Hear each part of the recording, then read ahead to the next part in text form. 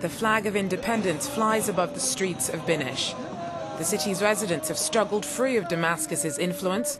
Now, more than 1,000 members of an insurgent army protect the people and their hard-won freedoms. At the gates of the town, battles are fought against the regime every day.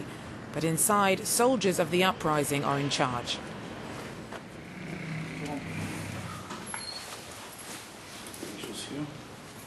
To get to Binish, our team had to smuggle themselves into Syria, crossing mountains and military checkpoints before finally reaching this defiant community.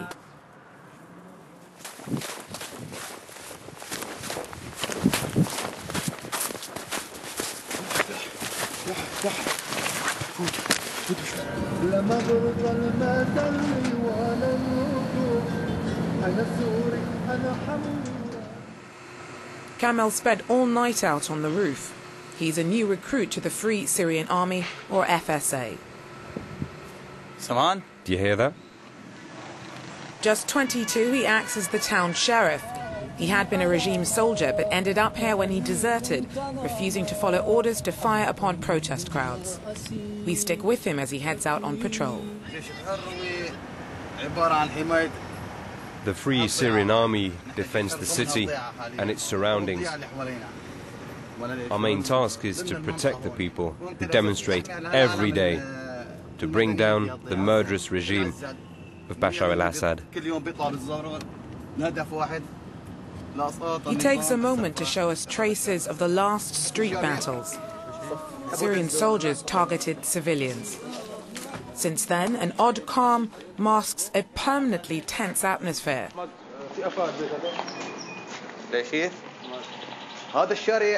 Around 20 people were killed in clashes between the FSA and the regime's forces.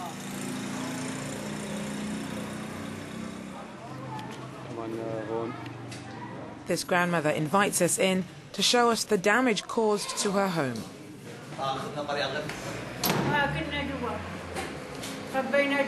We were hidden inside when shells started raining down on us, from about 8 in the evening until 3 in the morning.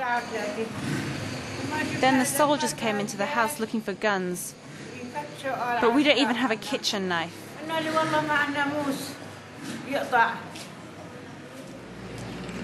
The patrol continues and we head into the city centre. Kamel shows us the neighbourhood around the Grand Mosque. It's also been hit hard by security forces. Look, bullet holes. They shoot everything that moves. If you put your head out the window, snipers will kill you. Insurgents have managed to keep tight control of the city since last July. We operated under their protection, but also under their control, without any direct access to the population. Things are tough.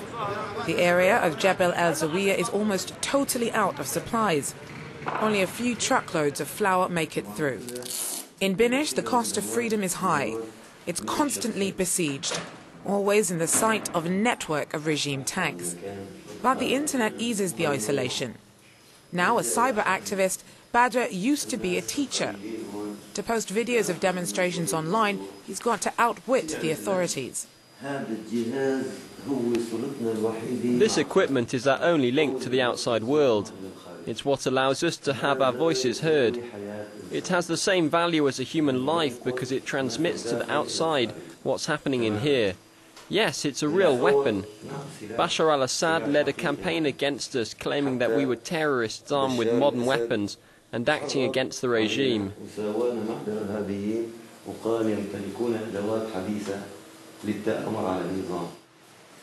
As night approaches, Badr prepares for protests. The rallies have become a daily ritual, a way for the resistance to mark out its territory and stake its fragile claim to independence.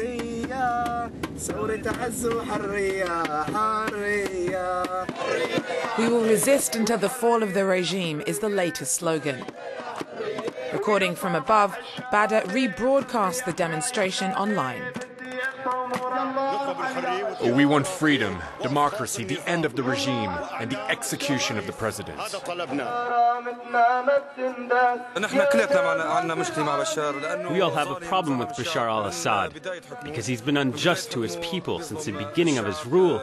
He's a despot who squandered the country's resources. We asked him for freedom, and he responded with machine guns. The rebels are everywhere. They organize and oversee all of the demonstrations.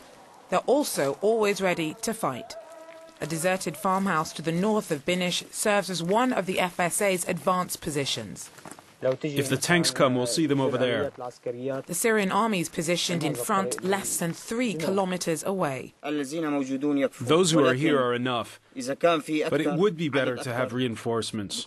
We call on all our brothers in the Syrian army to leave Assad and a regime which hasn't spared women or children.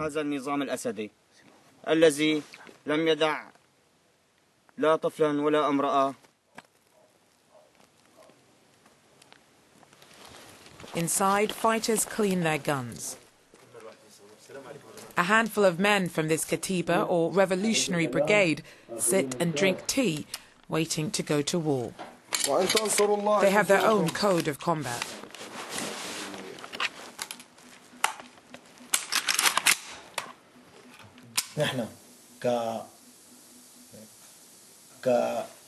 We, the Free Army, are ready to protect the region honourably and humanely.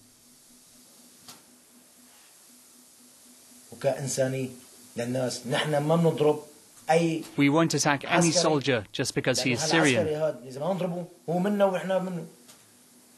Meanwhile, the system hunts down deserters, imprisons their families, and destroys their homes.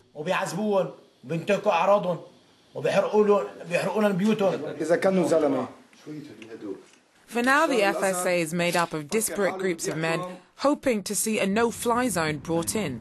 The next day, Badr takes us to hospital. It's struggling to cope. Insurgents control the city but haven't been able to secure the hospital. We're forced to go round the back in order not to be discovered. Where's the surgery's hidden door?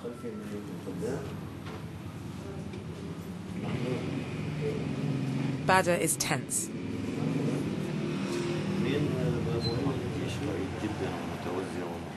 We are forced to hide ourselves and come in through the back door. If we come in through the main door, we risk arousing suspicion. There are spies everywhere.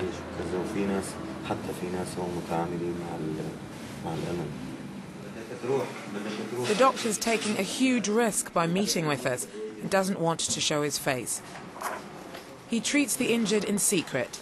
This man was at home when he was hit in his pelvis by shrapnel. In 90% of cases, the injuries have nothing to do with the resistance, the demonstrations, or the revolutionaries. Most of the time, there are people who are hit by shells at home or in their car or in their shops. It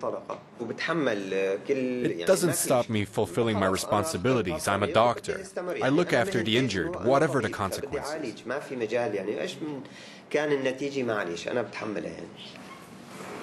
The hospital's regularly targeted by snipers. Even the windows in the recovery room have been blown out. So even the wounded often stay away.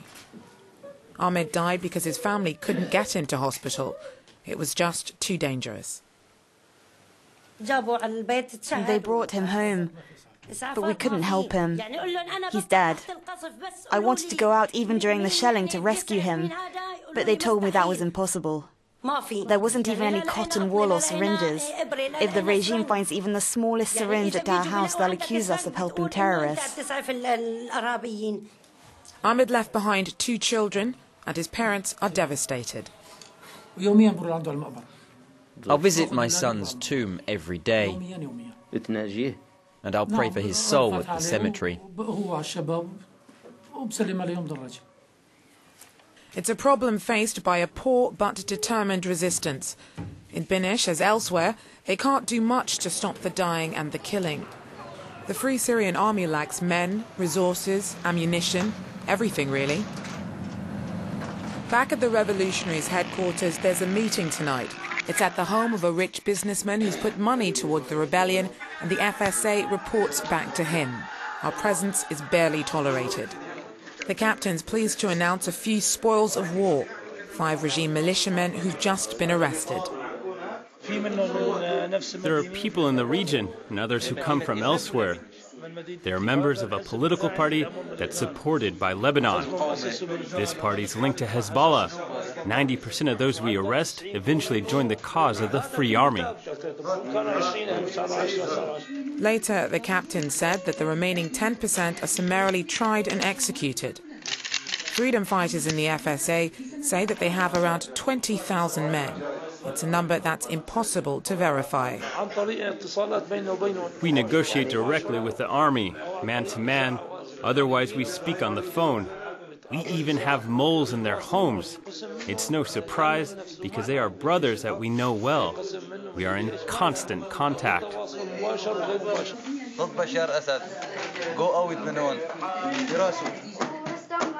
The stronghold of Binish isn't a priority in Bashar al-Assad's fight back against the uprising.